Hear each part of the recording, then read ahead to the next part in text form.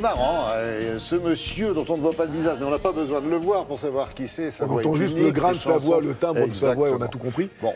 C'est le plus fringant des vétérans de la chanson française. Oui, puis il a écrit des chansons qui ont marqué la vie de chacun d'entre nous.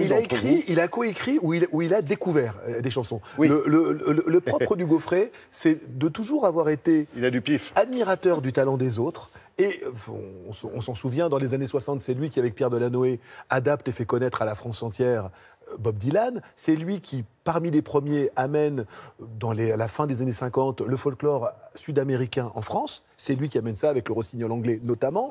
Ouais. C'est lui qui, le premier, on ne le sait pas, a chanté le premier enregistrement sur disque du Poinçonneur des Lilas et de Serge Gainsbourg. Ouais. C'est Hugo Frey. Il l'écoute un soir, il dit « Ce monsieur a du talent, je vais lui chanter sa chanson. Moi, ça me fera un succès, et puis lui, je vais le faire connaître. » C'est vraiment quelqu'un qui a toujours eu à cœur de faire connaître au plus grand nombre ce qu'il avait touché. Alors, Hugo Frey, aujourd'hui, propose un spectacle extrêmement intimiste. On a l'impression de rentrer dans son bureau. Il est accompagné de ses deux complices depuis des années, Georges Augier de Moussac et Max-Paul Delvaux, guitariste et guitare basse.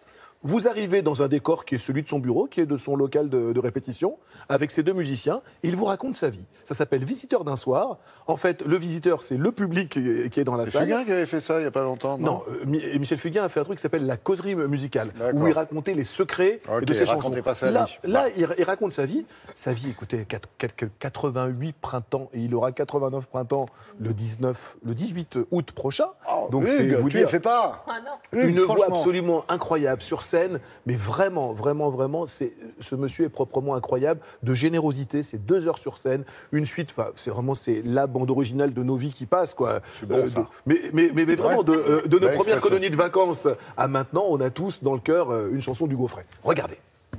On croyait à sa chance, il engagea sur bord.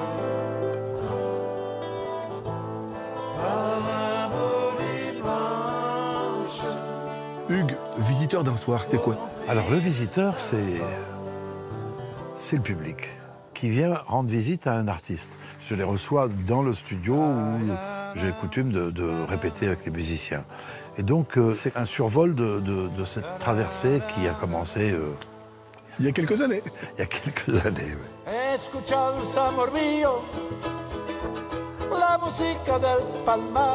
Vous avez importé le premier, le folklore sud-américain en France. Oui. Chante, rossignol, un couplet en espagnol et tout le reste en anglais.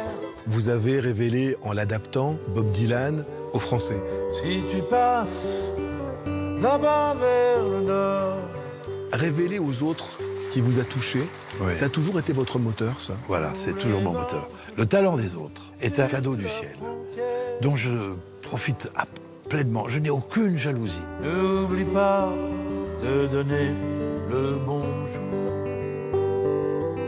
à la fille qui fut mon amour. Je ne suis pas auteur-compositeur, je suis, comment dirais-je, métisseur de culture. L'épervier, il faut le dire, est petit et bien valeur. Hugues, on ne vous voit pas dans les grandes fêtes, vous n'appartenez à une coterie. C'est un choix d'être toujours resté en observateur comme ça? Non, c'est pas du tout un choix, c'est une nature. Je méprise pas du tout le show business. Ce mot ne me dérange pas du tout. Mais moi, je suis pas showbiz. Moi, je voulais être peintre, je voulais être sculpteur. J'avais une immense admiration pour mon second frère, qui lui était un véritable artiste.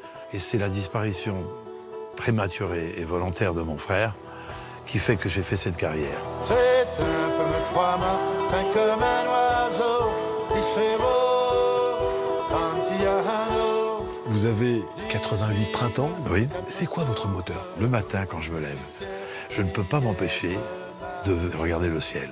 Quand on est heureux, on a envie de dire merci. Mais merci à qui? Voilà. À la vie? Merci à la vie.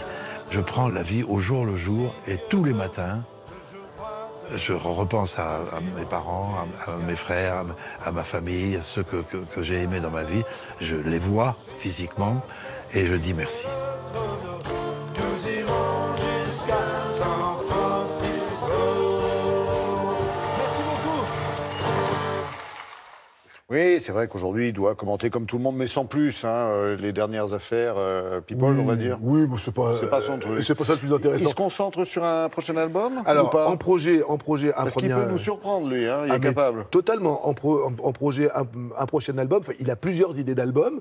Là, il est en train de travailler sur un album. Et puis, surtout, il disait merci à la vie. Quand vous sortez d'un concert du Gaufret, vous avez envie de dire merci à lui. Ce que donne ce monsieur sur scène, avec 2 musiciens et lui à la guitare, la voix n'a pas bougé. La voix est toujours ce grain de voix assez magique. Et ce qui est formidable, c'est qu'il vous explique que tout ça, oui, c'est un peu fortuit.